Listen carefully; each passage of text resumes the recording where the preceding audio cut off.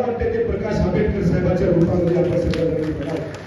का तुम्हाला सांगतो, कारण की साहेब कितीही मोठ्या मीटिंग मध्ये कुठेही मोठ्या कामामध्ये जर असला आणि आम्ही जर फोन केला तर साहेब त्यांचा फोन आम्हाला रिटर्न येतो. काय काम आहे विचारून ते काम विचारपूर्वक तुम्हाला सांगतो पार करतात. पण साहेब बाकीच्या मंत्र्यांचं जर तुम्ही जर बघितलं तर तुम्हाला सांगतो घोड्यावरूनच शेळ्या राखायचे, घोड्यावरूनच शेळ्या हाकायचे. साहेब हे कुठेतरी आपल्याला आपल्या पक्षाला कमजोर करण्याचं काम हे लोक करत आहेत. हे आपण जबाबदारी आपण तुम्हाला सांगतो की आम्हाला माहित आहे की तुम्ही हुशार आहात, तुम्ही पहिल्या युवराजासारखे नाही.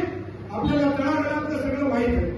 पहिल्यांदा साहेब इमानदारीने माझ्या दोन्ही लेकरांचे होते त्यावेळेस आमदार होतो, मी जिल्हा प्रमुख होतो, एकदाही फोन उचलला नाही, मला फोनही नंबर माहित नाही. पण सर्वांनी श्रीकांत शिंदे साहेबांची सुद्धा तीच परिस्थिती आहे. केव्हाही जर फोन केला तर तुम्हाला सांगतो त्या फोनला प्रतिसाद असतो आणि काम जाग्यावरतीच त्या ठिकाणी करण्याची ताकद जर कोणामध्ये असेल तर श्रीकांत शिंदे साहेबांकडे असतो. तर बाकीच्या मंत्र्याला जर आम्ही फोन केला तर साहेब आमचा फोनही जात नाही आणि रिटर्न तिकडून फोनही येत नाही. म्हणून साहेब म्हणाल जास्त जर बोललं तर तुम्हाला माहिती आहे पुन्हा रंधनाचा राक्षस होतो साहेब. त्याच्यामुळं आपल्याला हात जोडून कळकळीची विनंती की साहेब अशा डुप्लिकेट लोकांना मी म्हणणार नाही, पण पक्षवाढी साहेब पक्षवाढी आपल्याला साहेब मी तर खास करून तुम्हाला सांगेल की माझं स्वप्न आहे साहेब की येणाऱ्या उद्याच्या 2029ला साहेब आपण जर सगळ्या जणांनी प्रकाश आंबेडकर साहेबांसारख्या सगळ्या जिल्हा प्रमुखांनी सगळ्या आमदारांनी सगळ्या मंत्र्यांनी तुम्ही जशी पायाला फिगरी लावली तसं जर काम मला वाटते माझ्या सगळ्या नेत्यांनी जर केलं तर येणाऱ्या विधानसभेवरती माझ्या छत्रपती शिवरायांचा भगवा फिरल्याशिवाय राहणार नाही.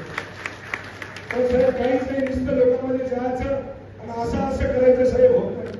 साहेब खरे झालेले आहे याला बाजूला मी म्हणणार पण यांना चांगली जबाबदारी घ्या. त्याच्याच्यानं होत नाही, ऐकू येईन बोलता येईन चलता येईन.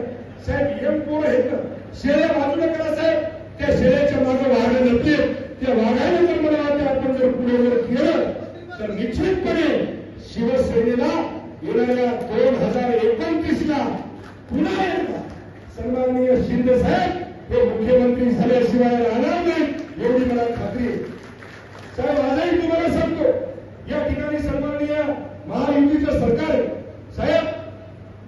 अंतकरणातून तुम्हाला सांगतो की या ठिकाणी हे महायुतीचं सरकार जर कुणामुळे आलं असेल तर मित्र सांगा इमानदारीने सांगा कुणामुळे आलं, सांगा कुणामुळे आलं. साहेब चेहरा शिंदे साहेबांचा साहेब लोक शिंदे साहेबांवरती प्रेम करत होते साहेब. लाडकी बहीण अक्षरशः ढसढस लढत होती की आम्हाला आतापर्यंत एक कुणीही रक्षाबंधनला काही वेळ दिवाळीला तुम्हाला सांगतो आमच्या बहिणी बिना साड्याच्या राहिल्या, पण शिंदे साहेबांच्या आशीर्वादामुळे माझ्या लाडक्या बहिणीची रक्षाबंधन आणि दिवाळी सुद्धा चांगली झाली आणि या ठिकाणी या महाराष्ट्रावरती महायुतीचं सरकार बसलं. हे साहेब सूर्याला दोन्ही हाताने जर झाकलं तर लपल्या जात नाही साहेब. हे मी नाही, या महाराष्ट्रातला सर्वसामान्य शिवसैनिक, सर्वसामान्य शेतकरी, कष्टकरी, व्यापारी, सर्व जाती धर्मातले लोक एकच म्हणतात नाही नेता असावा तर शिंदे साहेबांसारखा असावा. हे मी म्हणत नाही साहेब, या महाराष्ट्रातली जनता म्हणते.